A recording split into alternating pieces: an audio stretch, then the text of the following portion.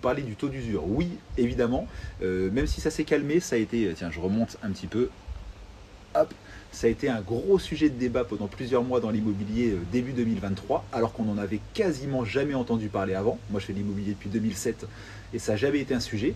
Début 2023, avec la remontée fulgurante des taux d'emprunt, le taux d'usure qui est une protection que met en place la Banque de France pour éviter les dérives du secteur bancaire, a posé de gros soucis. Après, pour l'instant et jusqu'au mois de juillet compris, c'est peu problématique parce qu'il est révisé mensuellement et non plus trimestriellement.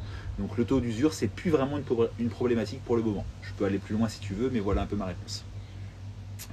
Ali Wiman qui nous dit qu'il a créé une SCI. Quel conseil pour un débutant? Déjà, précise-moi si tu as créé une SCI, c'est important, à l'IR, à l'impôt sur le revenu, ou si tu as créé une SCI à l'IS, à l'impôt sur les sociétés. Parce qu'évidemment, les conseils vont être complètement différents selon ces deux cas de figure.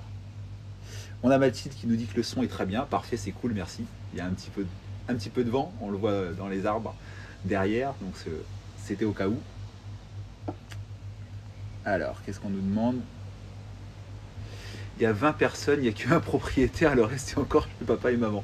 Écoute, peut-être. Alors j'ai souvent des gens dans mes lives TikTok, je ne sais pas quel âge ils ont d'ailleurs, mais qui sont actifs dans l'immobilier, au moins propriétaires de leur résidence principale, parfois des biens locatifs.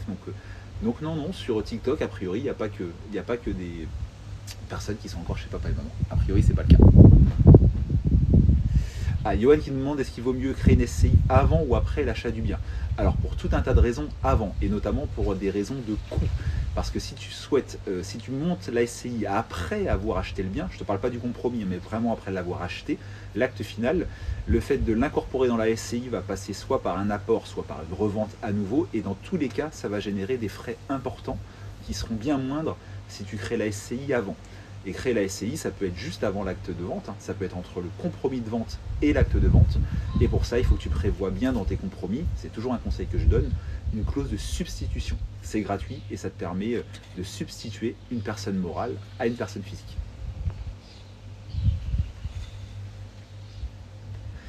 On a Hugues Boss qui nous demande bonjour Patoche, doit-on déclarer les immeubles même pour les SCI? Oui, pour les SCI à l'IR, c'est certain. J'ai eu la réponse et moi j'ai une SCI à l'IR, donc à l'impôt sur le revenu. Et en me connectant sur mon espace impôt.gouv, c'est fait un peu différemment, mais j'ai bel et bien mes biens immobiliers à déclarer. Par contre, je n'arrive pas à avoir la réponse des impôts pour les SCI à l'IS, parce que j'ai une SCI à l'IS, impôt sur les sociétés. Et là, l'espace est encore différent et je ne trouve pas la rubrique déclarer mes biens immobiliers. Donc SCI à l'IR, oui, tu es concerné avant le 30 juin. C'est obligatoire, sinon 150 € d'amende, patati, patata. Mais les SCI à l'IS, j'ai pas encore la réponse.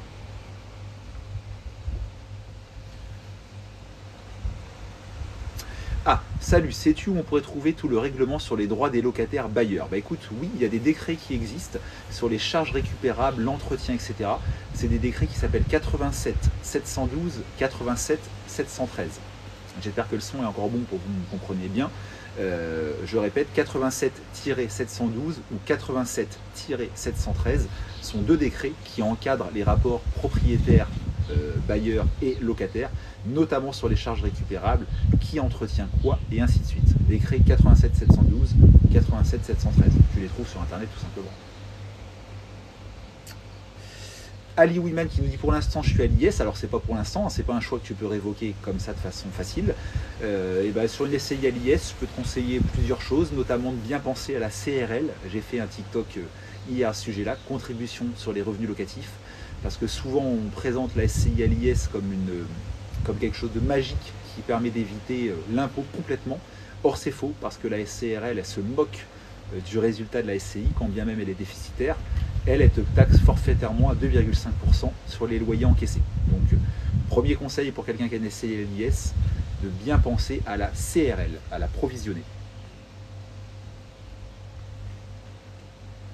Bonsoir, où est-ce que je peux trouver des maisons ou appartements adaptés PMR? Écoute, à louer ou à vendre sur les sites d'annonces. Nous, quand on en a en location ou à la vente, on les loue et on les vend toujours très rapidement parce qu'effectivement, c'est recherché. Et ça peut être un conseil d'ailleurs à donner aux investisseurs. Mais il n'y a pas, à ma connaissance, de solution magique pour en trouver, si ce n'est fouiner le marché. Il y a un petit mois, ma femme a rentré en gestion locative un pavillon récent adapté PMR, même la cuisine l'était. On l'a loué en 2 jours. Et à un loyer d'ailleurs assez important.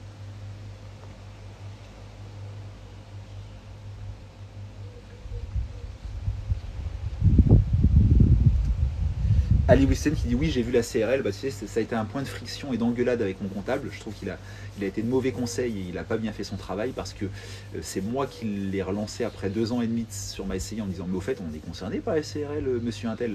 Bah ouais, en fait oui, j'ai oublié de vous en parler, j'ai oublié de faire les déclarations depuis 2 ans et demi alors que je paye pour ça. Donc ouais, la CRL, méfiez-vous. On peut avoir des professionnels qui font des erreurs. Tout le monde est humain. Hugues Boss qui dit qu'il valide la réponse, je ne sais plus c'était laquelle. Tes conseils sont fiables, c'est plaisant, merci, c'est cool. Je le dis souvent dans mes lives, je ne réponds qu'à ce que je connais par cœur. Location nue, déficit foncier, SCI, etc. Je maîtrise le sujet, je suis cohérent pour en parler, je le fais. Les choses que je maîtrise moins, achat à l'étranger, montage compliqué avec des holdings, les choses que je maîtrise moins, je me prononce moins. Et je recule un peu parce que l'expo de ma maison fait que, à l'endroit où je me suis mis, un peu à l'abri du vent, plus ça avance, moins j'ai le soleil. N'hésitez pas à me dire, vous êtes dans quelle région vous? Bonjour, est-ce qu'on peut faire SCI en ayant bénéficié sur PTZ? Alors non, tu peux pas. Alors tu peux avoir eu le droit à un PTZ, l'avoir toujours en cours et créer une SCI pour un autre bien, pas de souci. Par contre, acheter un bien en SCI et bénéficier du PTZ, non, ça c'est pas possible.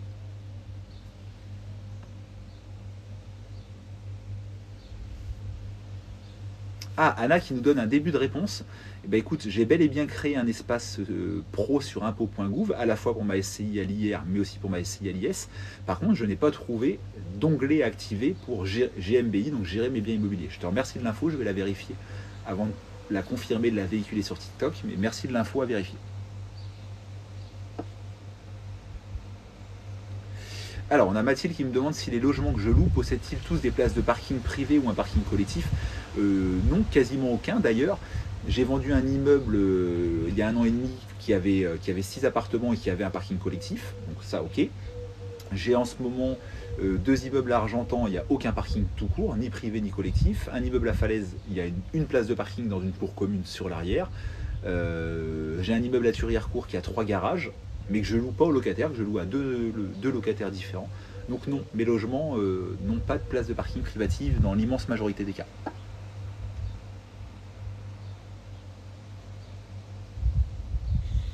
On a le voyageur qui nous dit qu'il est chef d'entreprise dans le bâtiment avec une grosse masse salariale et je veux investir dans l'immobilier. Bah écoute, c'est une bonne nouvelle. Alors je ne sais pas ce qu'a comme rapport ta masse salariale avec le fait que tu veuilles investir dans l'immobilier. Peut-être un truc que je ne maîtrise pas, auquel je ne pense pas, mais là je ne vois pas. Mais en tout cas, il est évident que si tu es gérant d'entreprise, en plus dans le bâtiment, tu as toutes les qualités pour investir dans l'immobilier. Connaissance du bâtiment, c'est un énorme plus. Et si tu parles d'une activité qui fonctionne, tu as peut-être des revenus importants, donc tu as toutes les cartes pour te lancer dans l'immobilier. Alex qui dit c'est incroyable de dire j'ai un immeuble ici, un autre là, félicitations de fou, c'est un but. Bah écoute, merci. C'est juste une question de, je me pense pas meilleur qu'un autre, etc. C'est juste une question d'être peut-être soit avoir des coronesses, soit être un peu fou, on le voit comme on veut. Mais effectivement, j'ai commencé qu'en 2015, l'immobilier locatif, et de 2015 à 2020, j'ai acheté un immeuble tous les ans. Donc certains dans mon entourage me disaient que j'étais un peu barré, parce que c'est risqué évidemment. Je suis arrivé à un moment où j'avais des mensualités bien plus importantes que mes revenus de travail, à avoir 7 ou 8 000 euros de crédit immobilier par mois, donc beaucoup plus que ce que je gagnais. Mais au final, je touche, c'est pas du bois, c'est du plastique devant moi, je touche du plastique, ça se passe bien. Marwan qui nous demande avec 20 000 euros, on investit dans quoi? Alors surtout pas parce que ça pourrait être tentant dans une place de parking ou un garage, ça c'est l'erreur de débutant et qui va te bloquer dans plein de choses, mais avec 20 000 euros, bénéficie de l'avantage de l'immobilier qui est l'effet de levier par rapport au crédit et lève un emprunt. Si par exemple tes 20 000 euros représentent 10% d'apport, qui est en général demandé par les banques en ce moment, notamment pour du locatif, et bah tu vas pouvoir emprunter 200 000 euros, enfin 180 000, et acheter un bien 200 000 euros, donc selon la région où tu es, peut-être un appartement, peut-être plusieurs, peut-être un petit immeuble, etc. N'hésitez pas à me dire si le son est toujours bon parce que le vent se lève un peu. Alex qui nous dit qu'un garage c'est bien pour commencer, bah écoute, donne-moi des arguments parce que moi je pense tout l'inverse. Je pense tout l'inverse, qu'il n'y a rien de pire que de commencer par un garage.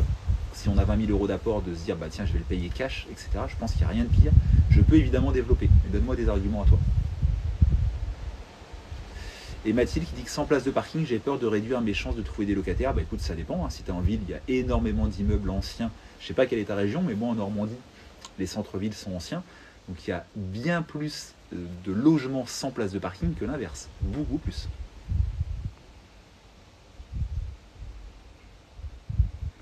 Marwan, et avec 20 000 euros sans crédit, bah écoute, ne pas faire de crédit dans l'immobilier, excuse-moi d'insister, mais c'est une erreur, parce que ça va inciter derrière une lourde fiscalité. Donc 20 000 euros sans crédit, évidemment, on pense tous, selon ta région, à un garage ou des places de parking. Moi, dans ma région, un garage vaut de 8 à 15, 20 000 euros selon son emplacement. Mais encore une fois, pourtant des garages, j'en ai 4. J'en ai 3 en nom propre et un dans ma SCI à l'IR. Et je te déconseille vraiment de faire ça. Ah, on a Ali qui nous dit qu'il entend mal avec le vent. Merci de me faire le retour. Normalement, c'est censé être automatique. Et vous allez me rassurer en me mettant des petits cœurs ou des likes pour me dire si c'est mieux comme ça. Hugo qui nous dit que c'est mieux, cool, tant mieux. Alex il nous dit t'as aucune charge sur le garage et ça se revend très facilement avec plus-value. Aucune charge, ok, why not? Quand bien même les garages sont souvent en copropriété, mais pourquoi pas? Mais quid de la fiscalité? Parce que ton loyer, il va générer. Donc, si tu veux vraiment dans la facilité, tu achètes des garages, tu les payes cash et tu te mets au microfoncier. En te mettant au microfoncier, ça veut dire que tu as 70% de ton loyer de ton garage qui est taxable. 70% qui est taxable au minimum à 17,2%, parce que ça, c'est les prélèvements sociaux, c'est pareil pour tout le monde, plus la TMI, ta tranche marginale d'imposition. Donc, un garage acheté cash, pour moi, il n'y a rien de pire pour la fiscalité. Vous dites si vous m'entendez toujours bien, moi ça fait bizarre, j'ai pas de retour son dans les écouteurs, mais si pour vous c'est mieux, pas de souci.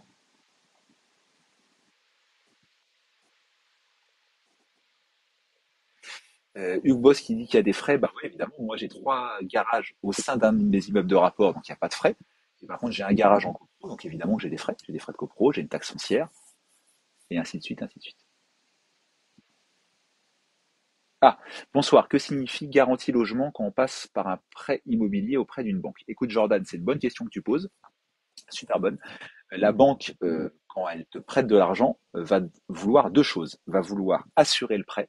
Donc assurer le prêt, c'est si tu viens à décéder ou être malade et ainsi de suite, et va vouloir garantir le prêt en cas de défaillance. Et il y a 2 façons de garantir le prêt pour une banque. Il y a soit une société de caution, comme Action Logement, etc., soit une prise d'hypothèque. C'est pas tout à fait la même chose, c'est un peu complexe, mais je peux rentrer dans le détail si tu veux. Et donc la garantie logement, c'est quelque chose qui va coûter 1000, 1500 à 2000 euros et c'est une société qui se porte caution à ta place et qui va rembourser la banque si tu viens toi être défaillant. Bon, cette société-là va te poursuivre, hein, évidemment, elle ne fera pas de cadeau, mais c'est une garantie pour la banque.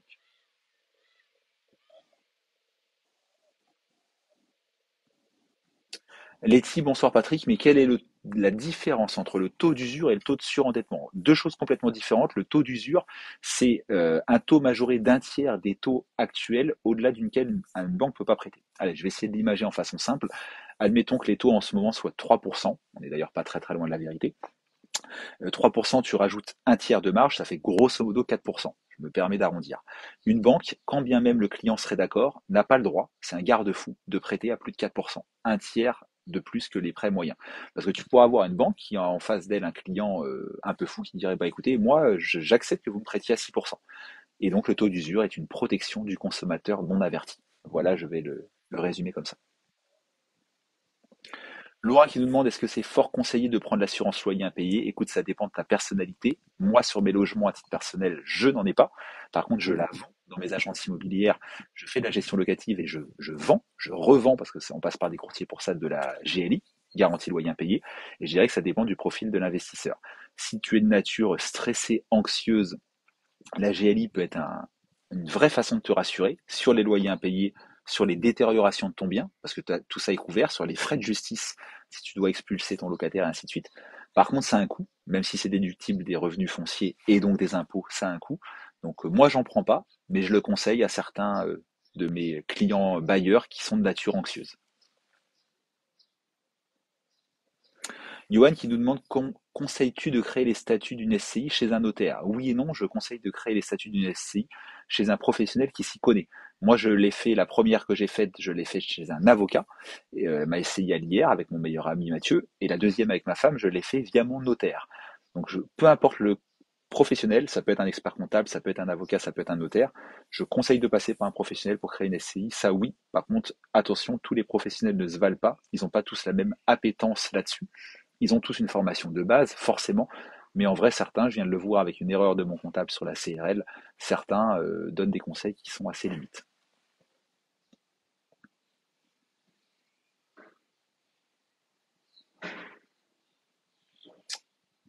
Ah, on a M Delante qui nous dit bonsoir, j'en profite pour recommander cette agence avec qui je travaille pour la seconde fois. Est-ce que tu me confirmes que tu parles bien de moi? Donc de mes agences, j'ai 5 agences immobilières pour ceux qui ne me connaîtraient pas, des agences en Normandie qui s'appellent Visite Co. Donc est-ce que tu peux me confirmer que, je me permets de te tutoyer, on est sur les réseaux sociaux, que c'est bien de moi dont tu parles? Et si tu veux bien me dire qui tu es ou me dire si tu es client bailleur ou client en transaction immobilière, je serais très curieux. Merci en tout cas, le message fait plaisir si c'est bien à moi qui l'ai destiné.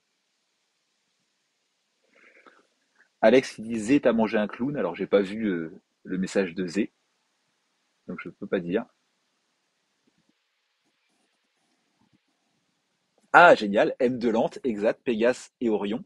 Et bah tu es, je me permets encore une fois de te tutoyer, tu es un client marchand de biens, donc ton expérience peut sûrement être intéressante à partager pour d'autres personnes sur TikTok. En effet, alors je vais évidemment pas donner ton nom, évidemment, mais tu nous as confié une maison à vendre Pégase, une maison à Noyer-Bocage, donc pas très loin de l'endroit où je me trouve, parce que j'habite à côté de Noyer-Bocage. Mes beaux-parents d'ailleurs sont à Noyer-Bocage.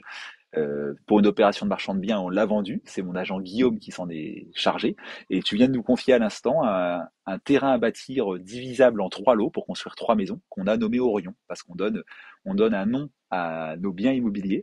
Mais en tout cas, ça me fait plaisir d'avoir un client réel en direct sur un de mes lives TikTok. Qui plus est, quelqu'un qui s'intéresse à l'immobilier parce qu'il fait des activités de marchand de biens. Je vais me tourner un peu pour continuer à bénéficier du soleil.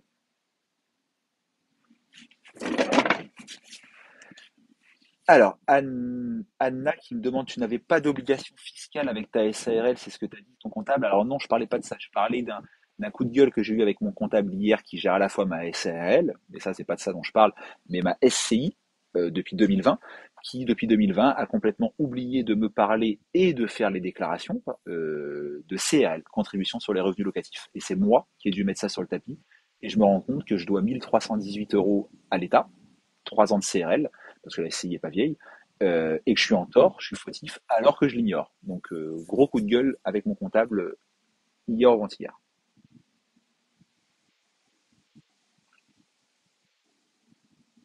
Hi from the Philippines, waouh, t'es loin. Hésitez pas à me dire d'où vous êtes. Letty qui dit Patrick est l'un des meilleurs de Normandie avec de très bons conseils. Bah, écoute, merci. De très bons conseils ou de très bons conseillers, bah, écoute, je sais pas. J'espère que mes conseils sont bons. Et mes conseillers, ce sont mes agents chez Vitenco. J'espère qu'ils sont bons aussi. Je fais mon maximum pour les former. Donc, je pense avoir de bons professionnels. Et Guillaume en est un. On a un de mes clients qui est sur le live TikTok qui traite avec Guillaume et Guillaume en est un de mes bons agents. Alex, avant 2015, que faisais-tu? Bah, je faisais pas d'investissement locatif, mais j'ai toujours fait de l'immobilier. J'ai commencé l'immobilier de mon travail à mes 18 ans par un BTS profession immobilière en 2007. Donc je fais de l'immobilier depuis toujours. Je suis un pur produit de l'immobilier.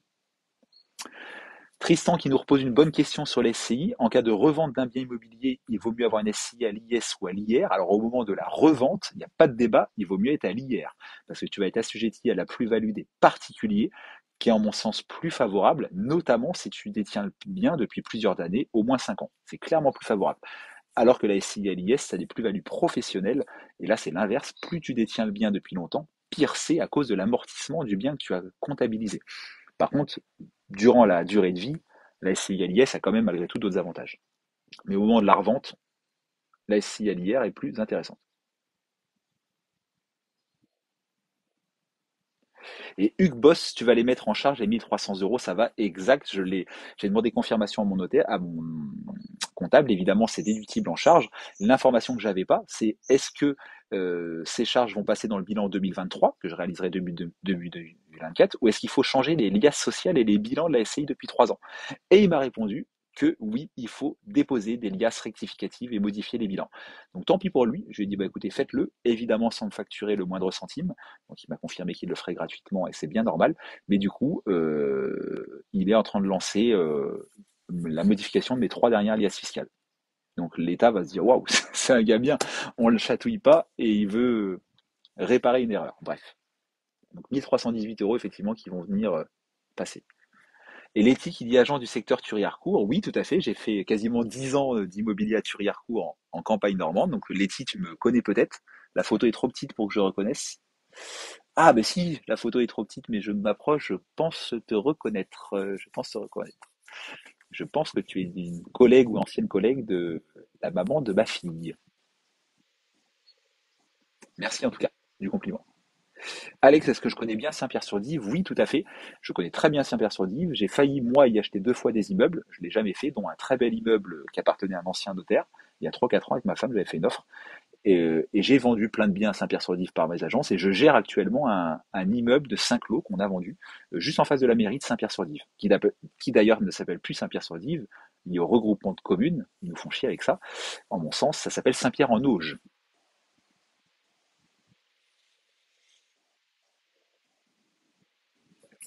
On a Dalia qui nous dit fixez librement vos honoraires et nous gérons pour vous. Alors, je sais pas de quoi tu parles, Dalia. Et Letty, oui, oui. Ok, bon, bah, je t'ai reconnu. Je crois que tu es avec un gars qui aime bien les bagnoles, qui devait se traîner du côté de Thury, près de chez moi, qui doit bien aimer les bagnoles. Et moi aussi, j'adore les bagnoles. D'ailleurs, j'en profite pour le dire que j'ai un deuxième compte. Ça, c'est un compte immobilier. Et je fais une très rapide pub pour ma passion. Un peu l'immobilier, évidemment, mais les bagnoles. J'ai un compte qui s'appelle les bolides de Patoche. Et là, en sous-sol, vous les verrez pas, mais j'ai deux petits jolis bolides qui sont stationnés.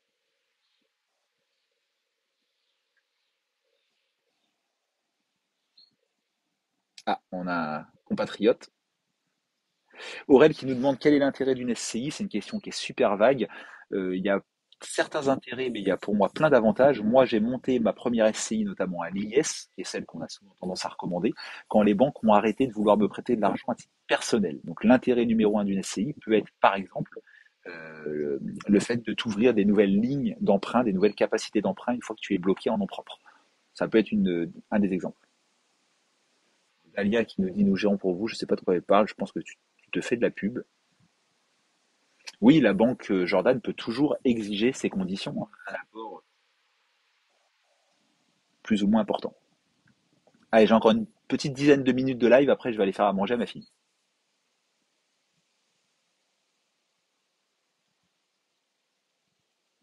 Letty, quelle est la différence entre une SCI et une SCM? Bah écoute, SCI, Société Civile Immobilière, SCM, soit je suis pas bien réveillé, j'ai fait la fête hier soir, j'ai pas dormi de chez moi, c'était pas prévu.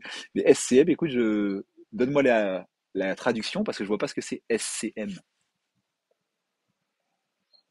Oui, Johan, tu peux. Est-ce qu'on peut déduire les assurances des locaux commerciaux loués aux impôts sur le revenu? Tu peux pas les déduire aux impôts sur le revenu, mais tu peux les déduire de tes revenus fonciers, qui au final va faire baisser ton imposition et tes prélèvements sociaux. Donc oui, en locaux commerciaux, l'erreur de base, c'est de déduire des travaux. Vous voyez, mes parents étaient épiciers. Allez, je vous raconte ma vie. On gardait les murs de l'épicerie qui sont vendus.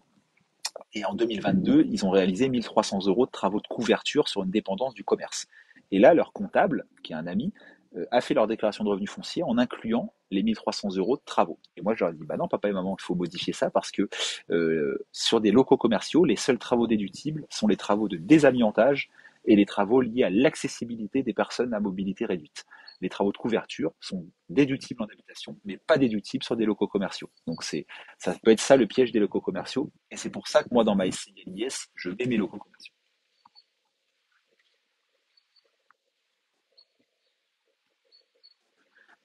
Anne-Sophie, société civile de moyens. Bah écoute, j'en apprends tous les jours. Je ne connais pas le sujet, donc vu que je suis quelqu'un de curieux et que j'aime toujours rebondir, je vais me renseigner de ce que c'est. Mais là, à l'instant T, comme ça, je ne vois pas. Donc je ne rentre pas dans l'explication.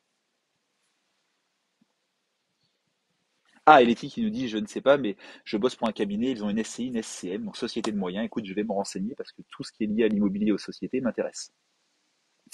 Johan qui demande j'ai quel âge? J'ai 35 piges, 35 ans. Pétanque vient de nous rejoindre, Pétanque 82. J'ai un terrain de pétanque caché là-bas au fond de mon jardin. On le devine peut-être presque. J'adore la pétanque, même si je suis pas très bon malheureusement. Le problème c'est que j'y joue toujours un peu après l'apéro. Un problème que vous connaissez peut-être également. Allez, j'ai encore quelques minutes. C'est cool le live. On l'a commencé il y a pas très longtemps, mais il a été assez bien lancé. Donc Je crois que ça s'est un peu tari sur les questions, ou alors j'en ai loupé au-dessus. Mais je vous écoute encore 10 minutes de ligne droite, là, pleine patate, pour répondre à vos questions immobilières. N'hésitez pas à mettre des petits likes, c'est pas pour me faire plaisir, mais a priori, l'algorithme de TikTok permettra de le présenter à d'autres. On a Donos qui nous demande c'est quoi le live? C'est un live immobilier. Donc immobilier, ça veut tout dire et rien dire, mais je réponds à toute question que tu peux me poser sur l'investissement locatif, l'achat de résidence principale, le droit de la famille. J'aime bien les questions de Pax, de mariage, de testament. Ça, c'est un sujet que j'aime bien et que je maîtrise relativement bien. Donc n'hésitez pas à me poser vos questions et pensez bien surtout si certaines personnes qui regardent ce live sont propriétaires d'un bien immobilier avec leur moitié, leur chéri, leur copain, j'en sais rien, et que vous n'êtes ni marié ni pacsé, et ben c'est une situation qui est dangereuse. Donc n'hésitez pas à me questionner là-dessus, mais il faut prendre des précautions. Johan, c'est vieux 35. Bah écoute, ouais, ouais, non. Lol, tu as quel âge? Tu as commencé quand l'IMO? J'ai commencé l'immobilier à mes 18 ans, en 2007, par un BTS profession immobilière en alternance.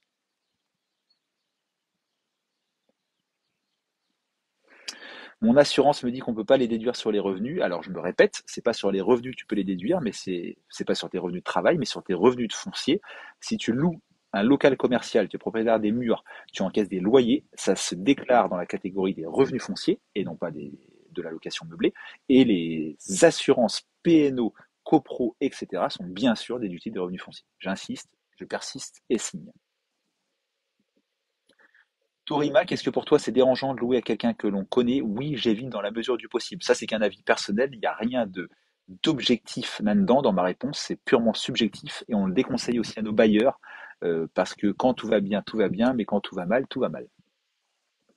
Et ça facilite pas les démarches. Ah, j'ai un petit texto de ma femme qui n'est pas encore rentré. Je vais essayer de le lire après.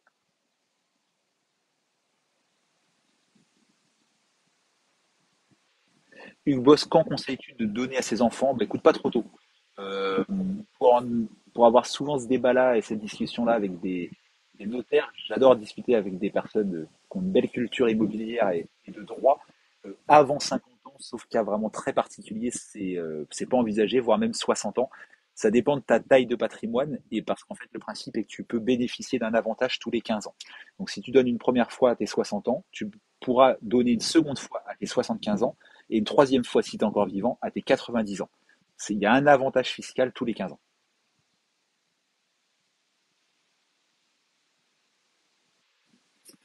Alors, on a Fen Gatel qui nous demande bonjour, le droit au locataire pour une vente de maison STP. Tu parles sûrement du cas où on vend un bien loué.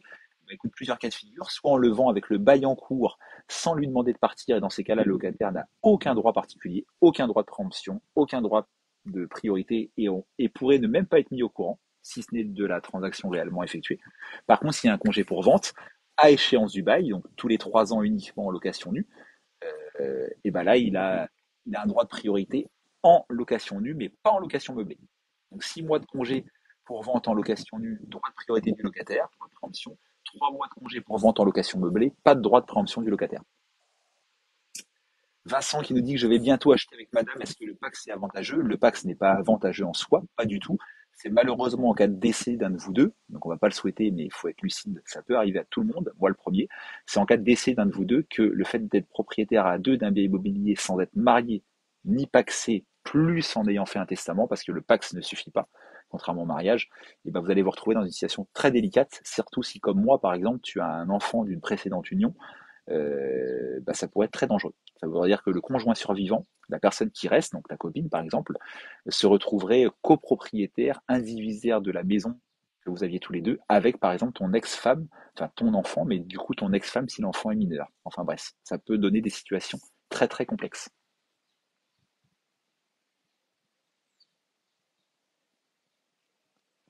On a MKL qui dit toujours un plaisir d'écouter tes conseils très clairs. Merci, ça fait plaisir. J'espère que le son est bon et que je bégaye pas trop parce que j'ai eu une journée difficile aujourd'hui.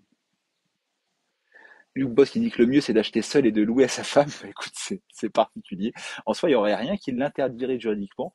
Mais attention en cas de contrôle fiscal, au montant du loyer, à la déduction des charges, ça serait assez étonnant comme montage. Le locataire est prioritaire sur la vente, donc oui et non. Je viens de t'expliquer que oui en location nue uniquement si congé pour vente, sinon il n'est pas prioritaire. Pas du tout en location meublée.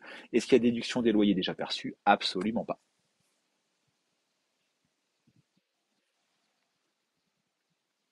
Ah, on a Védumar 14 qui va nous poser une question sur le droit de la famille, qui dit qu'il est marié depuis 1998. Bravo, ça fait 25 ans de mariage, c'est pas tous les jours.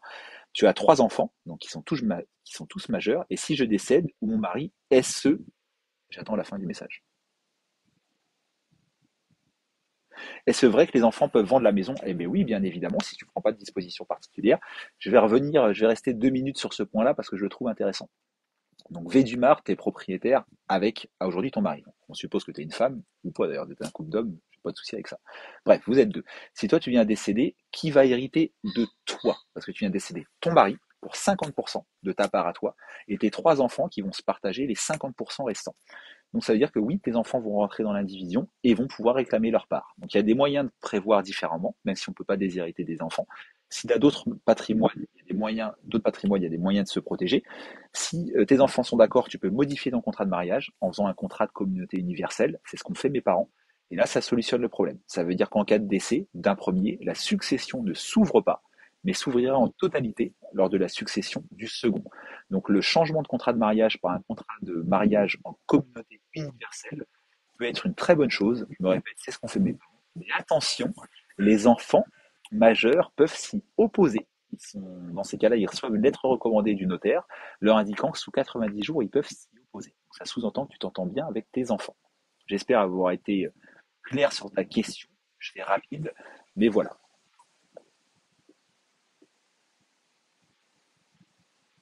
Védumar, nous n'avons pas de contrat de mariage, donc tu es exactement dans le cas que j'ai cité. Donc n'ayant pas de contrat de mariage, tu es soumis à la communauté réduite aux acquis. Le bien que tu as acheté avec ton mari est commun. En cas de décès, ton mari en hérite 50% de ta part automatiquement, mais tes enfants se partageront tous les trois les 50% restants. Blue Bull, et si on n'a pas d'enfant, bah si on n'a pas d'enfant, ça peut être.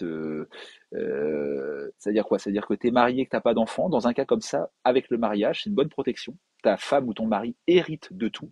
Par contre, en l'absence de mariage, là, c'est la cata. Là, c'est la cata. Parce que ta femme n'hérite de rien, ton conjoint. Et quand bien même tu aurais fait un testament, bah, si tu n'as pas pris de précaution, bah, il sera taxé à 60%. Parce que deux concubins, pour l'État, ce sont deux étrangers au niveau des droits successoraux, et donc ça se taxe à 60%. Vous voyez la douille passer. Est-ce que je fais des lives régulièrement? Yoann me demande oui, en moyenne 2 fois par semaine. Je m'engage sur rien, mais j'en fais en moyenne 2 fois par semaine.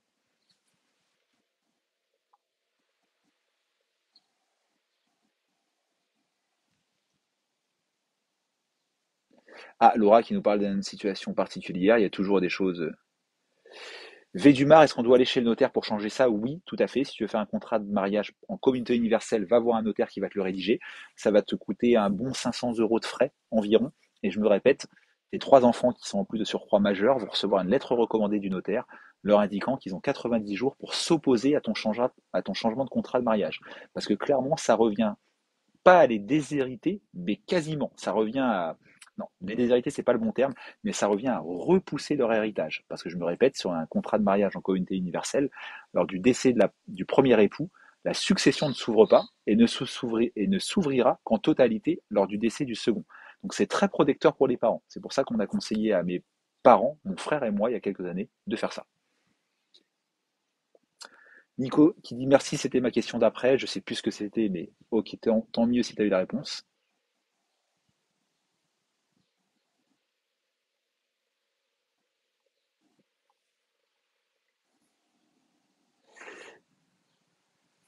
Alors, j'ai loupé une ou deux questions.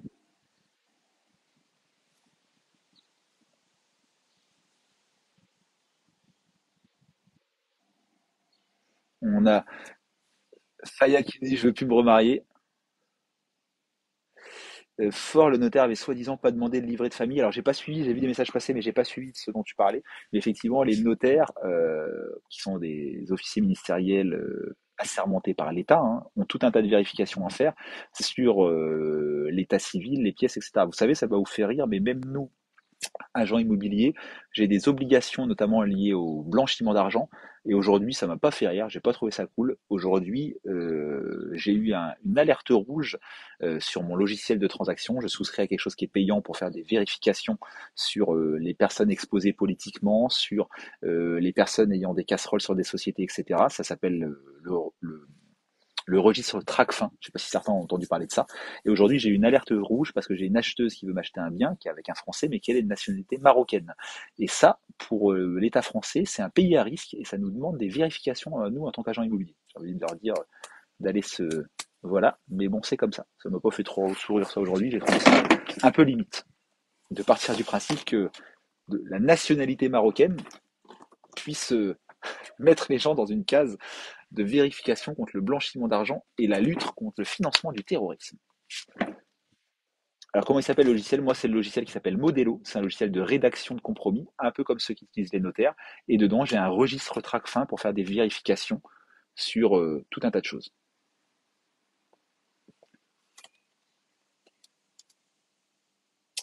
Frédéric qui nous pose une question. Alors, je ne crois pas que pour les neveux et nièces, l'impôt soit si important. Je ne crois pas qu'il est de 60%, ou alors il y a quand même un abattement. Bon, ça, c'est du détail et j'ai pas un ordinateur sous les yeux pour le confirmer. Mais quelle serait la solution pour transmettre un bien immobilier à un neveu en limitant la taxation?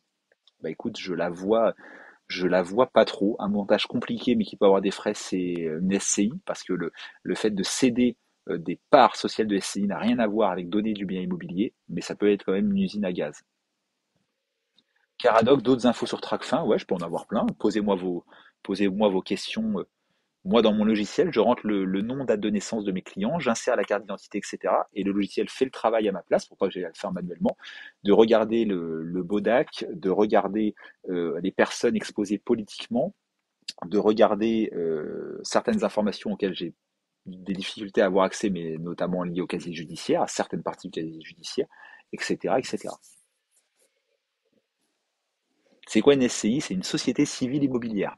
C'est une façon de détenir un bien immobilier via une société et non pas en nom propre, en ta personne. Pour faire simple, tu détiens des parts sociales d'une société qui elle-même détient le bien immobilier.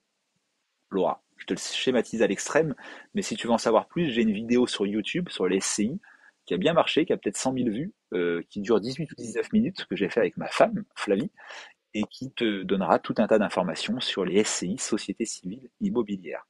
Ne jamais, jamais, jamais créer de SCI sans avoir été bien conseillé, sans comprendre la différence entre l'IR et l'IS, etc.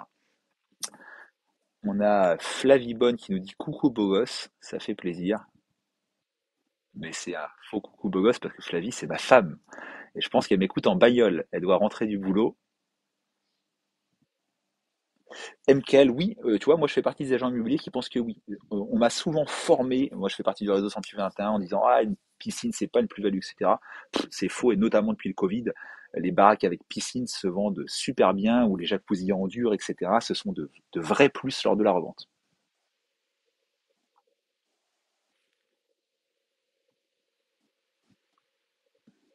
Qui voir pour protéger sa compagne non mariée en cas de décès pour la succession?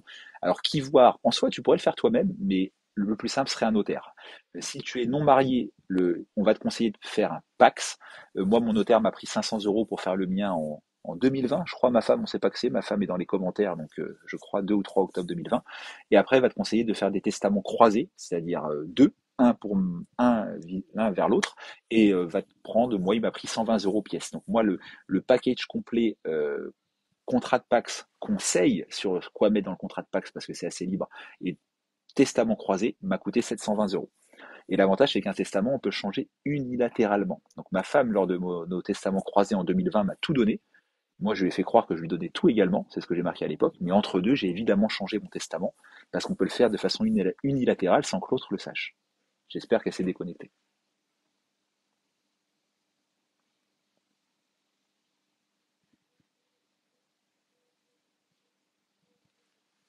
Ah, elle dit lol, donc je crois qu'elle l'apprend en live.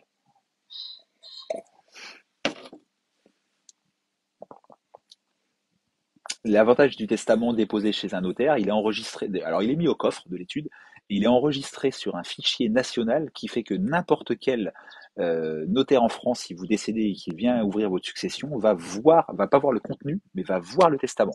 Moi, j'ai fait mon testament à Bayeux chez mon notaire en Normandie. Si demain je décède à Marseille et que j'ai changé de vie, personne ne sait que j'avais fait un testament, n'importe quel notaire va taper mon nom dans la machine et mon testament, l'existence de mon testament va sortir, mon notaire va être contacté et vu qu'il les garde dans un coffre sécurisé, et bah pas de souci.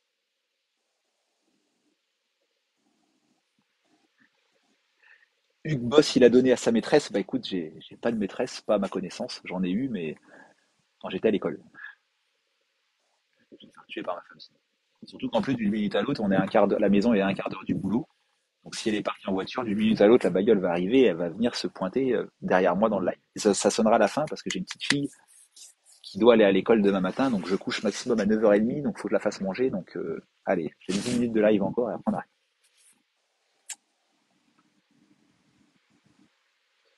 Mazel, c'est quoi un compromis? Compromis de vente ou promesse de vente, c'est l'engagement des parties, l'avant-contrat avant l'acte notarié. Euh, pour vendre un bien immobilier en France, pour changer une mutation de propriétaire, il est obligé de passer par un notaire et de faire un acte notarié. Mais avant ça, quelques mois avant, bien que ce ne soit pas juridiquement obligatoire, il est de coutume de faire un avant-contrat qui pose les bases de ce qu'on va vendre, qui donne des protections à l'acheteur délai de rétractation de 10 jours, conditions suspensives de prêt, etc. Et ça s'appelle un compromis de vente ou une promesse de vente, un avant-contrat en quelque sorte. On a Mazel qui vient d'obtenir le badge de donateur numéro un. Je ne sais même pas ce que c'est donateur. J'ai vu un cœur se mettre au-dessus de ma tête. Je ne sais pas si je suis le seul à l'avoir vu. Je découvre encore sur TikTok sur certaines choses. J'ai fait un live avant-hier. J'ai eu 2 diamants et ça m'a fait gagner 1 centime d'euro. Donc merci à tous. Merci à celui qui les a donnés. C'est pas ça qui va me faire manger ce soir, mais merci quand même. Je me décale pour rester au soleil. Découvrir mon jardin comme ça en même temps. J'ai la chance d'être en campagne et d'avoir du coup un grand jardin. Alors, quelles sont les questions IMO que j'ai pas vues éventuellement? Nicolas qui nous dit bonne soirée voisin, merci pour les informations vives et vocales. On est effectivement à quelques kilomètres, donc tu dois avoir le même soleil que moi en ce moment. Karima qui dit merci, bah avec grand plaisir. Je sais pas si c'est parce que j'ai répondu à une de tes questions ou si c'est un merci général, mais avec grand plaisir.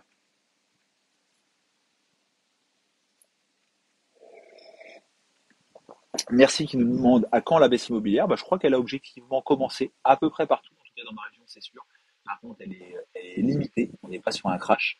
C'est pas forcément une bonne nouvelle parce que même si les prix baissent, les taux augmentent, donc ça revient à peu près au même. Alors Laura, tu me poses une question que j'ai déjà vue, c'est juste qu'en live sans réfléchir, j'ai un doute sur ma réponse, c'est pour ça que je ne te réponds pas. Ta question c'est, est-ce que c'est vrai qu'en LMNP, donc loueur meublé non professionnel, donc c'est quand on détient un bien en nom propre et qu'on fait de la location meublée, je vous rappelle d'ailleurs que dans ce cas-là, vous avez l'obligation d'obtenir un numéro de SIRET et de payer une CFE, cotisation foncière des entreprises. Je rappelle cette obligation. Tu nous demandes si on peut passer du BIC au réel, mais pas l'inverse. Écoute, j'ai un doute. Je sais que tous ces changements-là sont imposés dans le temps, tout comme quand on se met au régime réel après le microfoncier en location nue, bah, c'est pour au minimum 3 ans, etc. Mais j'ai pas connaissance d'une impossibilité de retour en arrière. Mais je le vérifierai. En location nue, en tout cas, non. Il n'y a pas de souci. Tu peux passer de microfoncier à réel pour 3 ans minimum, et tu peux repasser de réel à microfoncier. Ça, je suis sûr que moi. Je suis sûr de moi. Il faut juste le vérifier sur la location meublée.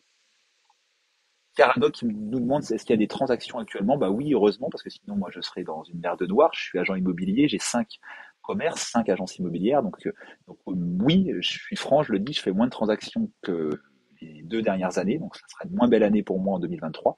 Mais oui, heureusement qu'il y a des transactions, sinon les gens comme moi tireraient la langue.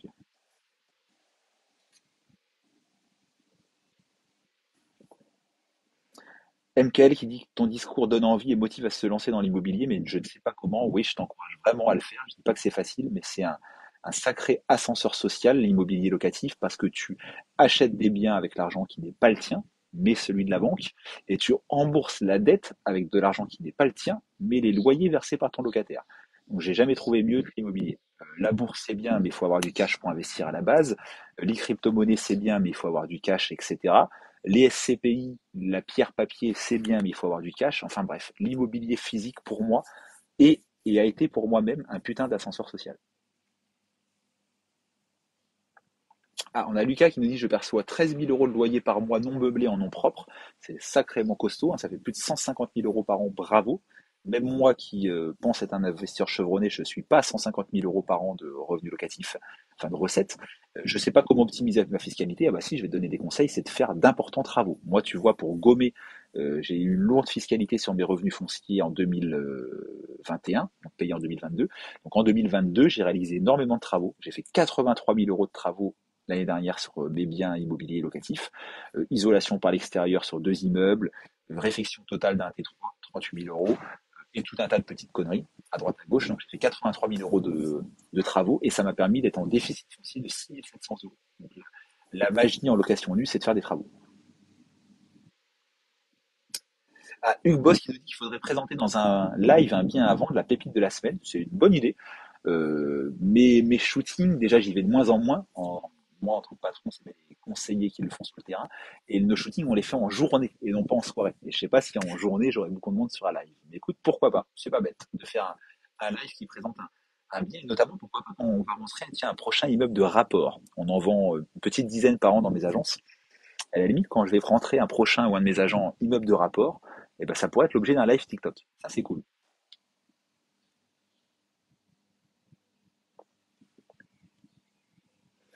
GoCap qui nous demande la réglementation pour les ventes de RP. RAS, devoir d'information du vendeur, donc donne toutes les informations à ton acheteur, ne cache rien, réalise tous les diagnostics obligatoires, et ils sont nombreux, et bah, en résidence principale, si c'est une vraie résidence principale, s'il n'y a pas d'ambiguïté sur le statut, pas d'imposition des plus-values immobilières, donc pas de débat.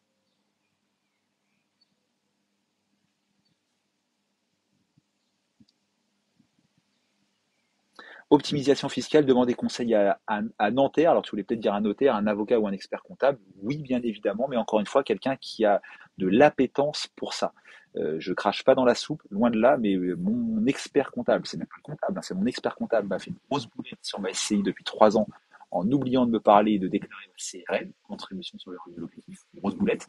Le comptable de mes parents a fait une boulette la semaine dernière en passant une facture de toiture en déduction des revenus fonciers sur un local commercial. Or, c'est pas déductible. Mais il y a aussi évidemment des très très bons experts comptables, bien plus calés que moi, c'est pas le débat. Mais encore une fois, la profession ne veut pas dire qu'on a un bon professionnel sur l'immobilier en face. Goka, peut-on en faire plusieurs? Bah, plusieurs en même temps, non, mon ami, parce que tu ne peux vivre qu'à un seul endroit, tu ne peux pas te dédoubler. Par contre, est-ce que tu peux plusieurs fois dans ta vie bénéficier de l'exonération de la plus-value immobilière sur la revente de résidence principale? Oui. Tu peux tous les 2 ou 3 ans changer de maison et être exonéré. Par contre, tu ne peux pas le faire 2 fois en même temps parce que forcément, ça voudrait dire que tu mens au fisc. Tu ne peux pas avoir 2 résidences principales en même temps.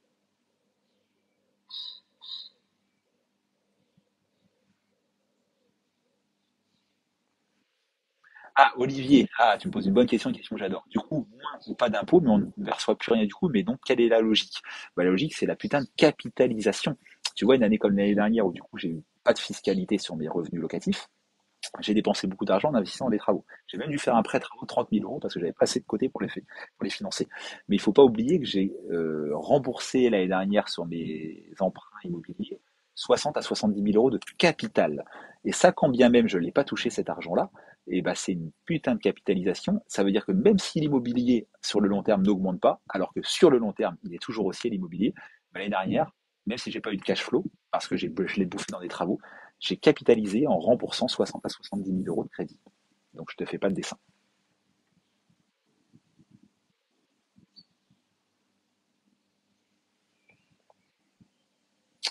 Est-ce que c'est choquant 5 RP en 5 ans? C'est pas choquant si c'est vrai. En cas de contrôle, on va tout éplucher.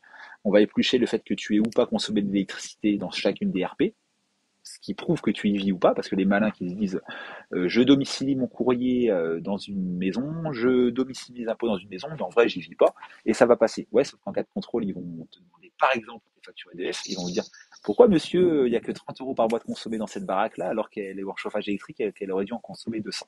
Enfin bref, donc est-ce que c'est choquant 5 RP en 5 ans? Non, mais sois très prudent. Ne triche pas.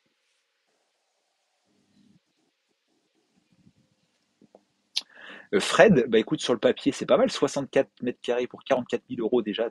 Je sais pas dans quelle région tu es, mais tu es à 700-800 € du mètre carré, donc tu es soit dans une région sinistrée, soit tu es sur un bon achat immobilier. Donc n'hésite pas à me dire déjà dans quelle région on parle.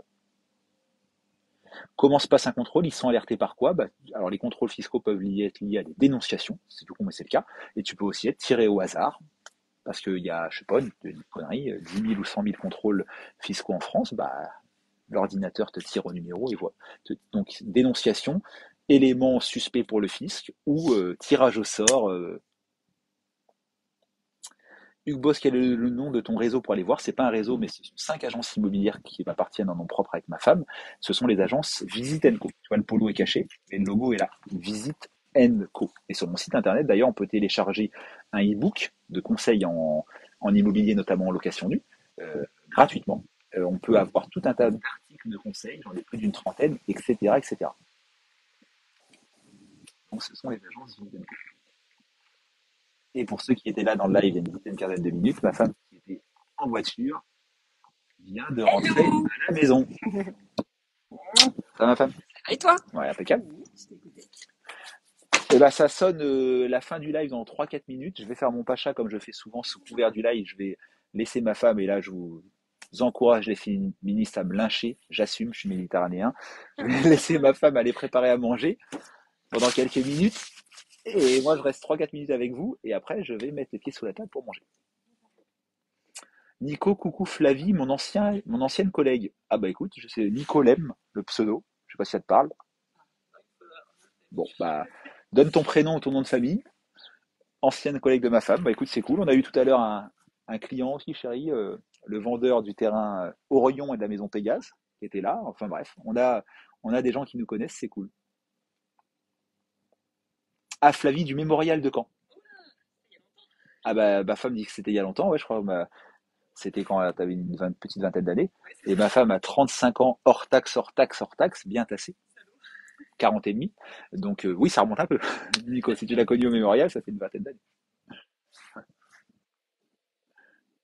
Service restauration. Bon, ok. Bon, on a croisé plusieurs de ses anciens collègues du mémorial. J'ai vu l'autre fois un certain Jean-Michel. On a vu un mec au mémorial de Falaise, etc.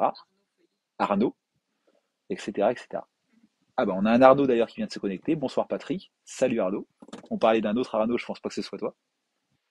Allez, j'ai encore 5 minutes de live et après, je vais manger et coucher ma petite fille parce qu'il y a l'école demain. Est-ce qu'il y a des parents d'ailleurs dans ce live? On parle de l'immobilier, mais est-ce que je suis le seul trentenaire, papa, etc.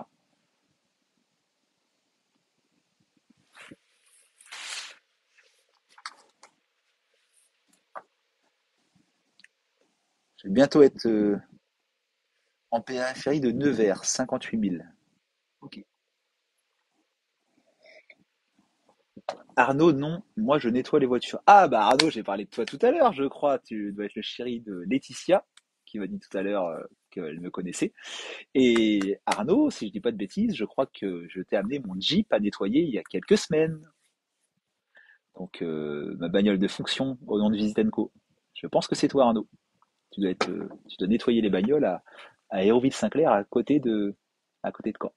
Bah, si t'aimes les bagnoles, suis mon deuxième compte, les bolides de Patoche. On les voit pas, mais sous mes pieds, là en sous-sol, j'ai deux petits bolides bien sympas. Je te les amènerai peut-être à nettoyer un jour. Ou pourquoi pas du detailing si t'en fais, pour mettre un petit coup de propre à mes bagnoles. Je suis comme toi un passionné de voiture. Même si là on est sur un live immobilier, mais je suis comme toi un passionné de voiture. Arnaud qui nous dit on fait tout, bah écoute, c'est cool. La Mercedes de ma femme est ultra crado. Si elle est feignante, on te l'enverra peut-être. Allez, je me recule pour regarder le soleil sur les quelques minutes du live restantes. Alors on a dévié là, on avait parlé nettoyage de voiture, on a parlé de deux ou trois choses, mais on peut reparler immobilier pour les 5 dernières minutes. Je crois que vous êtes encore un peu plus de 50 connectés, donc c'est cool. Il peut y encore avoir des questions à vous tous, évidemment immobilier. N'hésitez pas à me questionner sur un sujet qu'adore ma femme, qui est le mariage, pour les avantages pour les couples par rapport à l'immobilier, etc. Et on a Mazel qui rebondit à nouveau sur Modelo. Est-ce que je peux vérifier l'identité de l'acquéreur? Oui. En tout cas, vérifier l'identité de l'acquéreur, bah oui et non, ça c'est seule la carte d'identité qui permet de le faire. Mais je peux vérifier tout un tas d'informations. Est-ce qu'il n'est pas inséré dans certains fichiers qui pourraient me poser problème liés à l'immobilier? Est-ce qu'il n'a pas déjà été condamné comme marchand de sommeil? Est-ce que il n'est pas une personne politiquement exposée à risque, etc., etc. Modelo, enfin une option payante de Modelo, qui est le registre LCB FT, permet ça. Donc là, on parle, je sais pas, Mazel, si t'es dans l'immobilier pour me poser cette question-là, je pense. Là, on parle de choses techniques liées à la rédaction de compromis de vente. Donc ça concerne les agents immobiliers et éventuellement les notaires. D'ailleurs, j'en profite pour passer un petit message à tous ceux qui font de l'immobilier, soit qui sont agents immobiliers parce qu'ils m'écoutent, soit qui font de l'immobilier, qui achètent fréquemment des biens, etc. Fuyez un agent immobilier qui ne rédige pas lui-même ses compromis de vente. Un agent immobilier ou un mandataire qui donne ses compromis de vente à rédiger au notaire, c'est pour moi un énorme aveu d'incapacité juridique et ainsi de suite. Un agent immobilier doit rédiger ces putains de compromis de vente. C'est la base de notre métier. Et quand on envoie cette mission-là chez le notaire, c'est vraiment une façon de montrer au client qu'on est incompétent et de lui donner envie de négocier nos honoraires. Donc si vous êtes agent immobilier, formez-vous, rédigez vos compromis de vente, c'est la base de votre métier. Et en plus, c'est vous qui avez visité le bien et non pas le notaire. Le notaire, il rédige avec des actes, alors que vous rédigez avec votre vue. Vous avez vu le bien et ses particularités. Donc bref. Bonjour, est-ce que le DPE est obligatoire car devoir le demander à chaque fois? Alors oui, sa mention est obligatoire dans l'annonce. Par contre, je suis bien d'accord avec toi que ça devrait être obligatoire tout court. Et dans mes boutiques Visit Co, le DPE est téléchargeable par un simple clic sur toutes mes annonces. Le géorisque également, les PV de copropriété, etc., etc. À nuancer, il y a certains dossiers qui sont complexes et qui sont plus safe à envoyer chez le notaire. Bah, écoute, Matt, c'est ton point de vue, mais je suis pas d'accord. Je vends 120 à 150 biens par an selon les années. Il n'y a pas un seul compromis qu'on rédige pas nous-mêmes. Parfois, on a 10 indivisaires, parfois on a des gens sous tutelle, parfois on a des gens en prison incarcérés. Je rédige 100% de mes compromis de vente. J'ai mis un grand point d'honneur à ça et mes agents, on est 20 dans les agences Visenco, sont tout à fait d'accord avec ça. Je rédige 100% de mes compromis de vente. Enfin, pour être transparent avec toi, mes agents, qu'ils soient commerciaux ou salariés, pré-rédigent. Mes agents référents, j'en ai un dans chacune de mes agences, fait une première vérification. Et moi, Patrick, je valide le compromis avant de l'envoyer en signature. Alors pourquoi s'il est obligatoire, certaines agences n'en font pas mention? Alors ça, c'est impossible. C'est 1 500 € d'amende minimum. Le DPE doit être mentionné dans toutes les annonces, sauf si le bien n'y est pas soumis. On a quelques cas d'exonération. Par exemple, les maisons hors copropriété qui font moins de 50 mètres carrés. C'est rare, mais ça peut être un des cas d'exonération du DPE, diagnostic de performance énergétique. Mais il est obligatoire, même pour un particulier. Un simple particulier n'a pas le droit de passer une annonce sur le bon coin, que ce soit de la vente ou de la location, sans faire mention du DPE. C'est purement obligatoire. Depuis plusieurs années, et encore plus avec la réforme du DPE qu'on a eue au 1er juillet 2021.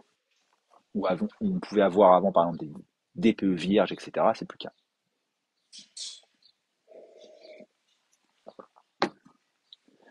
Alors, si le DPE est obligatoire, pourquoi l'acheteur peut attaquer pour vice caché? Tout est écrit sur DPE. Alors, non, tout n'est pas écrit sur un DPE. Ça, je suis pas d'accord avec toi, Beld. Déjà, avant le 1er juillet 2021, le DPE, c'était de la branlette, pour être poli. Et vu qu'on peut encore utiliser certains de ces DPE-là, ceux qui sont d'après 2018, donc voilà. Et même depuis que le DPE a été rénové en 1er juillet 2021, ça reste un document très succinct, fait à la va-vite par les diagnostiqueurs, rarement plus d'une trentaine de minutes. Donc non, ça ne peut pas exonérer un vendeur de la responsabilité des vices cachés. On a Aline qui nous dit: je suis en train d'acheter une maison de 42 mètres carrés, celle-ci n'est donc pas soumise au DPE. Tu as tout à fait raison, Aline. Souvent, tu verras que les agents immobiliers ou les notaires font comme les DPE pour se couvrir, des fois même parce qu'ils oublient ce point de réglementation. Mais si tu es sur une maison hors copropriété, parce qu'une maison peut être en copropriété dans certains cas, en effet, le DPE n'est pas obligatoire pour les biens immobiliers hors copropriété de moins de 50 mètres carrés. On a Tom qui nous dit bonsoir. Hello Tom, on est sur la fin du live. C'est un live Vimo qui dure depuis 1 heure. Je l'ai commencé à 7h30. Et il a été super cool ce soir le live. Écoute, des fois je prends plus de plaisir que d'autres à animer les lives. Là, il y a eu plein de questions. Il y a eu des gens que je connais par connaissance. Il y a eu un client, etc. dans ce live. Donc ça fait plaisir. Par contre, j'ai eu aucun de mes agents. J'ai souvent du personnel qui suit mes lives. Mais là, tout le monde est tranquille chez lui et je les comprends. Donc, je suis pas un de mes petits agents Visitenco pour me faire un coup. Ou même pas un pote. J'ai souvent mes potes qui regardent les lives, ils se foutent de moi après. Ils se foutent de moi, mais ils regardent quand même. Donc c'est quand même que l'immobilier, ça les intéresse. D'ailleurs, on me demande souvent de trouver des affaires à des amis ou des membres de ma famille, et j'évite autant que je peux. J'évite autant que je peux de mélanger le business avec la famille et les amis. Vraiment. Là, je suis en train de vendre un bien à mon beau-frère, ma belle-sœur, la sœur de ma femme, et j'ai freiné des cas de fer pour pas le faire. Mais bon, ils ont insisté, donc au bout d'un moment, je l'ai fait. Et bref, je préfère pas. Tom, si tu as 2 minutes pour répondre à une question, bah écoute, si c'est une question immobilière, avec grand plaisir, je peux t'y répondre. Si c'est une question bagnole aussi, pourquoi pas. J'ai un deuxième compte sur les bagnoles, je l'ai dit 2 ou 3 fois dans ce live, qui s'appelle les bolides de Patoche, parce que j'adore les voitures, j'adore les gros moteurs, et que j'ai la chance d'avoir 2 petites voitures sympas sous mes pieds dans le sous-sol. Est-ce que certains d'entre vous, d'ailleurs, n'hésitez pas à me mettre un petit message si vous suivez mon deuxième compte et me dire ce que vous en pensez.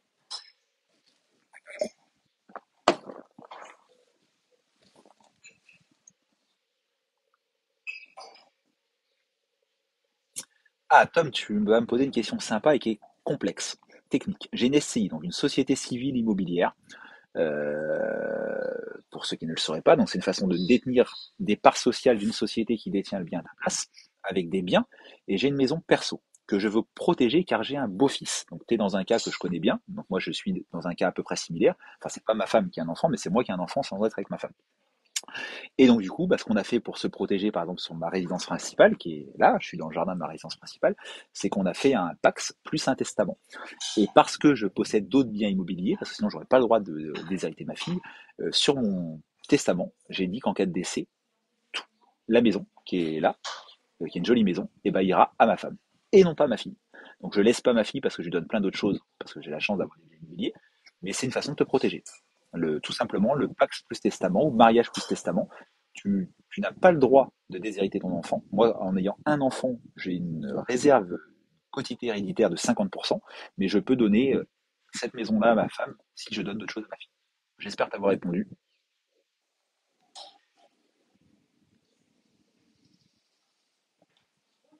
Mazel, j'ai pas du tout entendu parler de ça, mais c'est loufoque.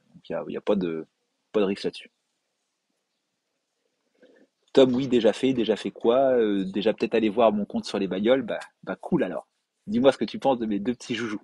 Laquelle tu préfères? Est-ce que tu préfères la Youngtimer, la GTV avec un gros moteur, ou est-ce que tu préfères la Bami de 45 ans, la MGB?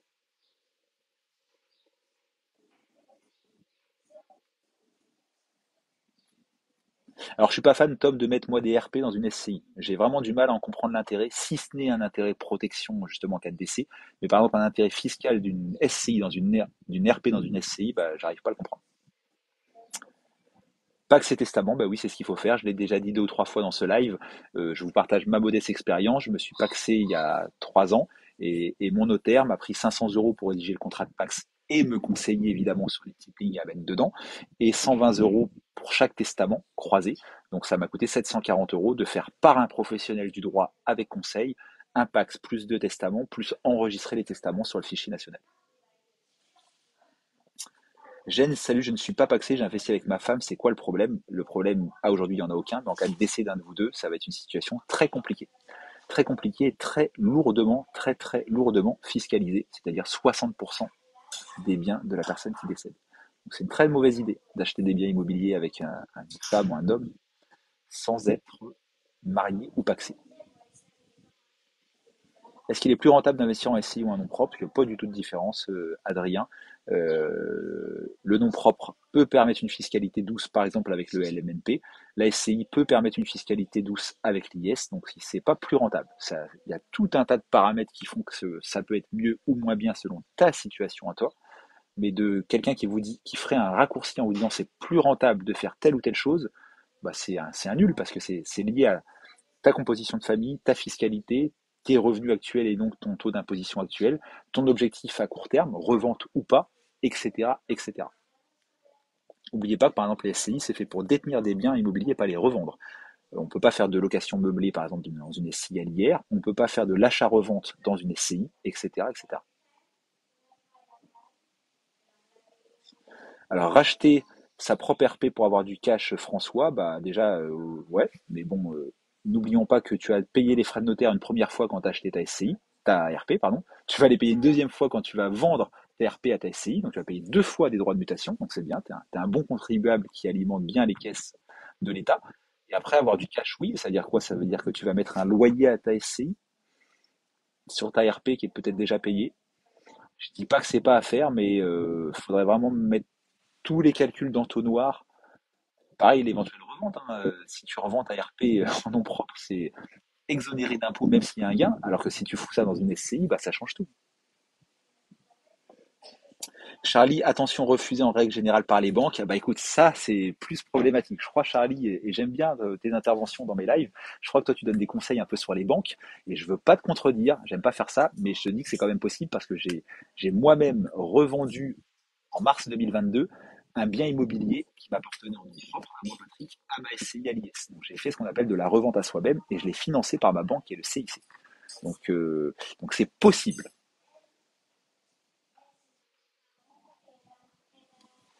Je vais pas tarder à aller manger, je pense. J'attends que mes femmes m'appellent. Ah mes chéris, vous me dites hein, quand c'est prêt. Vous me dites quand c'est prêt. Bon, on me dit que c'est prêt dans 7 minutes. C'est précis, hein. Fred, bah, désolé, je t'ai pas beaucoup plus aidé que ça parce que tu m'as parlé de Nevers, si j'ai bien retenu dans le 58, et c'est pas du tout une région que je connais. Je crois que j'arrive même pas. Ma petite fille qui me fait un bisou. Ma petite fille qui est déjà une future produit de l'immobilier, hein, la pauvre, je la traîne depuis qu'elle est toute petite sur des chantiers, sur des états des lieux, etc. C'est ça la vie de papa investisseur, mais je crois que je l'ai construit quelque chose de bien grâce à ça. Et qu'on vit dans une jolie maison grâce à l'immobilier. À ma fille. Ouais. Mm. C'était pas aussi fort. On a pas une belle maison. Oh, je sais pas si vous avez entendu, mais ça fait plaisir d'entendre. Donc salut Fred. T'es là à chacun de mes lives. Tu dois être un de mes auditeurs les plus fidèles. Ça fait plaisir. Je sais pas comment ça se passe d'ailleurs. Quand je commence un live, quand quelqu'un que vous suivez commence un live, est-ce qu'on reçoit une notification? Bah, si on est dans TikTok, je pense que oui, mais si on n'est pas dans TikTok, est-ce qu'on reçoit une notification? Ça, je le sais pas. Je veux bien que vous me donniez l'info. Allez, quelques petits likes pour montrer le live à d'autres personnes sur les deux-trois dernières minutes. Oui, on reçoit une notif, merci de me répondre. Et du coup, est-ce que tu peux me dire si tu reçois la notif parce que TikTok est déjà ouvert, parce que tu es en train de traîner sur TikTok, ou est-ce que tu reçois une notif même avec TikTok fermé?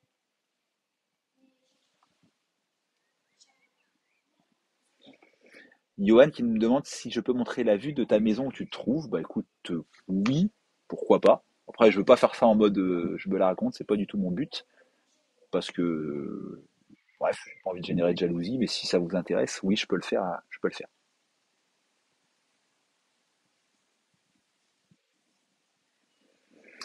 Et Leura qui nous dit oui, on reçoit une notification, même TikTok fermé. Merci, c'est gentil parce qu'en fait, je crois que je suis pas assez de monde sur TikTok. Bah, je te suis toi, Charlie, parce que l'autre fois, je me suis dit que j'allais m'abonner à toi et je l'ai fait. Mais vu que je suis pas grand monde, ou alors j'ai dû couper le fait qu'on puisse m'envoyer des notifications.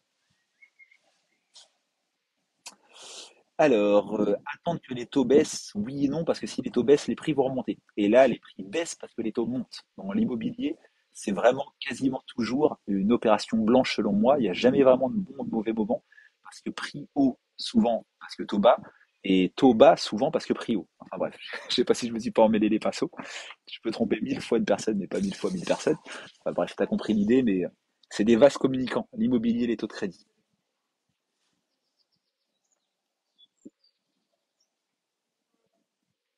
Alors, est-ce qu'on a deux ou trois dernières petites questions?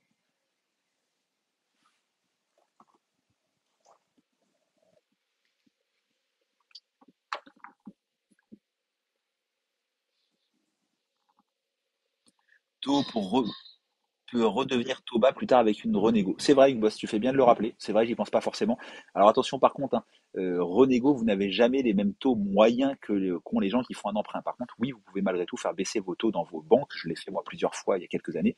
Même si je me répète, attention, hein, si les taux reviennent à 1%, vous renégocierez pas un prêt en cours à 1%. C'est certain que non. Mais au lieu de 4, par exemple, vous l'amènerez peut-être à 2.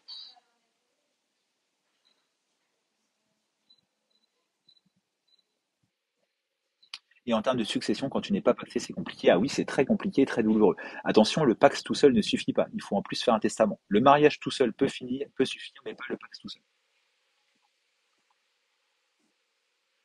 Et on nous dit qu'on n'arrivera pas à 1%, je pense. Ça, moi, je suis jamais catégorique, j'en sais rien. J'aurais déjà pas pensé qu'on pourrait arriver à 1%. La maison dans laquelle je suis, je l'ai financée à 0,99. J'ai signé chez le notaire en fin février 2022, donc j'ai dû faire ma demande de crédit en janvier 2022, et j'ai financé cette maison-là à 0,99 sur 20 ans. Et ça, pour moi, c'était impossible. Pourtant, je suis un pro de l'immobilier, mais j'avais jamais connu ça avant. Donc, bon, je pense qu'il est imprudent de dire ce qui peut se passer dans l'avenir parce qu'on n'en sait rien en vrai. On n'en sait rien. Comme le Covid, on a cru que ça allait être une catastrophe pour l'immobilier quand c'est arrivé, pour le volume de vente, pour les prix, et finalement ça a donné un énorme boom. Donc bref.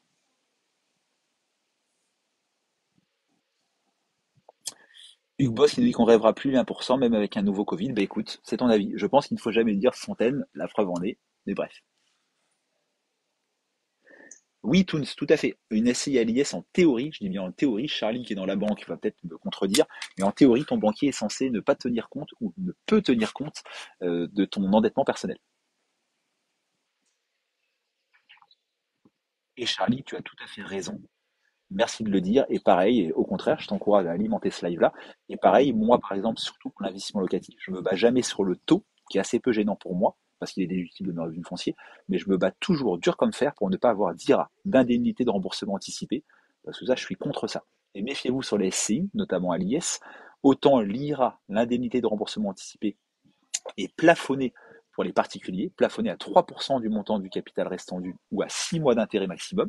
La solution des deux qui est la plus avantageuse pour le client, mais en SCI, c'est pas plafonné. Et moi, l'autre fois, au CIC, alors que j'adore ma banque, je reçois mon offre de prêt et je vois de l'IRA, alors que j'en ai jamais, donc je gueule, et je vois de l'IRA à 5%. Et là, je dis, waouh, putain, heureusement que je me rends compte, parce que j'ai fait un prêt de 250 000 euros, 5% de pénalité de remboursement anticipé, ça fait 12 500 euros. Donc bref. Charlie qui nous dit tout à fait d'accord, sinon le banquier est mauvais. Oui, attention à bien négocier l'absence d'IRA, que ce soit pour un RP, du locatif, faites-le. Ah tiens, je peux amener Clochette dans le live, on n'a jamais eu Clochette. Dans les lives, vous avez déjà vu ma fille, vous avez déjà vu ma femme, et venez voir.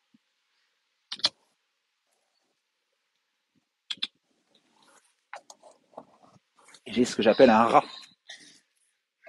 Petit jeu. un petit rat. Charlie, je parlais SI à l'IS, tu as raison. Ouais, c'est vraiment pas cool, pré-professionnel, une SCI. C'est pour ça que moi je vante pas les intérêts de la SCI. Je suis pas un gourou de la SCI. Je trouve ça plus d'inconvénients que d'avantages, même si j'en ai une. Et notamment le fait qu'on est sur des prêts professionnels et non plus des prêts particuliers. Donc pas de loi Scrivener, pas de délai de rétractation, durée d'emprunt plus courte. En général, c'est 15 à 20 ans, 15 ans même, en tout cas au CIC pour un prêt sur une SCI à l'IS, etc., etc. Et on a quelqu'un qui nous dit LMNP, les gars. C'est vrai que le LMNP a plein d'avantages, même si ça a selon moi aussi certains inconvénients, notamment la vacance locative, le turnover, la CFE, qui n'existe pas en location nue. Donc LMNP, oui, ça a plein d'avantages, mais c'est pareil, ça a aussi plein d'inconvénients. L'obligation d'avoir un numéro de SIRET. J'espère que si tu fais du LMNP, tu as bien un numéro de SIRET et tu t'acquittes bien de ta CFE annuelle, etc., etc. Il n'y a rien de magique dans l'immobilier. Tout ce qui a des avantages a ses inconvénients. La location nue, c'est top avec les déficits fonciers, mais si tu fais pas de travaux, c'est la quenelle. La location meublée, c'est top grâce à l'amortissement du bien immobilier, mais vacances locatives, taxes qui n'existent pas, nécessité d'avoir un comptable, etc. Donc avantage inconvénient. La SCI à l'IS, avantage inconvénient, et ainsi de suite, et ainsi de suite. Je parle vite parce que je commence à avoir froid et faim. C'est la fin du live, mais voilà un peu l'idée. J'espère que ce live vous a plu. Chikin qui nous dit comment devenir agent immobilier. Bah écoute, pour être conseiller en immobilier, agent commercial, il n'y a pas d'obligation de diplôme, donc tout le monde peut le faire avec une formation en interne. Par contre, pour être agent immobilier, donc celui le porteur de carte, là c'est une vraie profession réglementée par l'État. Il y a une double condition d'aptitude et de moralité. Un agent immobilier a forcément un casier judiciaire vierge, en tout cas sur son bulletin numéro 2, c'est mon cas. et a forcément une notion d'aptitude avec au minimum un BTS profession immobilière, une licence de droit, une maîtrise de droit, etc. Donc le métier d'agent immobilier, heureusement d'ailleurs, est un métier encadré. Et on fait souvent l'amalgame en disant agent immobilier, alors que des agents immobiliers, il y en a très peu. Il y a beaucoup de conseillers en immobilier, d'agents commerciaux, de mandataires. Moi, j'en ai 15 qui travaillent pour moi, mais des agents immobiliers, c'est uniquement les porteurs de cartes, avec une responsabilité civile et même pénale. Ah, Charlie, tu me fais plaisir, j'aime bien ce genre de petits messages, je sais pas pourquoi, mais je carbure à ça. Johan qui dit c'était excellent, comme d'habitude, merci, ça fait plaisir, ça me motive à continuer à en faire. Je vous en ferai peut-être même un demain soir, parce que demain soir, je devrais finir pas trop tard. Après, je suis de mariage tout le week-end, par contre, donc vous ne me verrez pas, mais ça me fait plaisir, vos messages me font plaisir. Ok, alors, Benji, est-ce que tu fais de l'MLNP? Ok, est-ce que tu as déclaré ton activité sous moins de 15 jours avec un formulaire P0, un formulaire vert et jaune? Je vais te le montrer d'ailleurs. Et est-ce que tu as bien obtenu ton numéro de SIRET? Réponds-moi à ça, je suis curieux.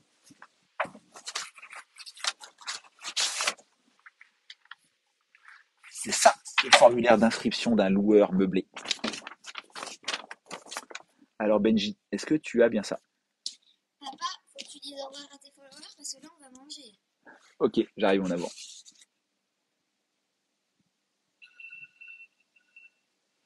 Parfait. Benjio, je te félicite, tu es un bon élève parce que malheureusement, à mon grand regret, beaucoup de personnes se lancent dans le meublé sur conseil d'un avocat, d'un notaire, mais font même pas la base, qui est ça. Ne s'acquittent pas d'une CFE et quand ils sont rattrapés plusieurs années après, etc., etc. Donc voilà. Donc bravo à toi, Benji, tu es un bon élève, ça fait plaisir. Arnaud qui me demande si je fais des lives sur l'autre compte, donc il y a un compte voiture, les bolides de Patoche. Non, je fais pas de live sur l'autre compte parce qu'il faut avoir, je crois, 1000 abonnés pour faire des lives. Euh, et sur le compte de bagnole, je l'ai lancé il y a 2 ou 3 semaines, donc j'ai 150 abonnés, un truc comme ça, donc n'hésitez pas à aller vous abonner. Mais je peux pas faire encore de live, sinon j'en ferai, au contraire, avec grand plaisir. Et sur TikTok, par contre, immobilier, c'est un truc de fou. Je crois que vous êtes 11 000. Je gagne entre 30 et 50 centimes d'euros par jour avec TikTok grâce aux vues de mes vidéos. J'ai commencé à monétiser mes vidéos par TikTok, hein, ça se fait tout seul début mai, et j'ai gagné 28 euros jusqu'à maintenant en mai. Donc vous voyez, ça, ça ne doit même pas me payer un lavage chez toi, Arnaud, de mes bagnoles, mais bon, c'est rigolo quand même.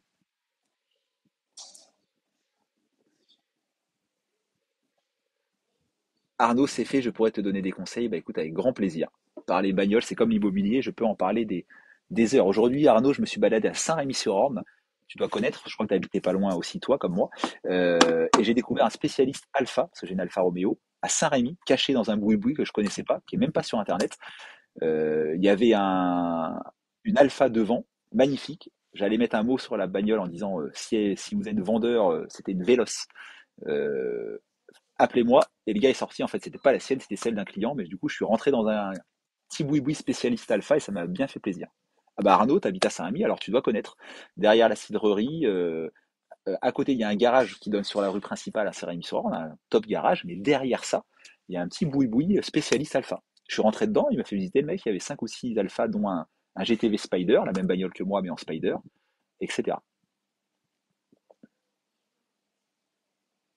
Allez, je vais me faire engueuler si j'y vais pas. C'est la fin du live. Allez, je monte le jardin. Il y a quelqu'un qui me l'avait demandé il y a 5 minutes. Je sais pas s'il est encore là. J'ai la chance d'être en campagne, donc d'avoir un grand terrain. Et voilà, en Normandie, quand on s'éloigne un peu des villes, parce que je suis à 15 minutes de Caen, et ben on peut avoir des grands terrains et c'est cool. Avec un petit terrain de boule là-bas, caché.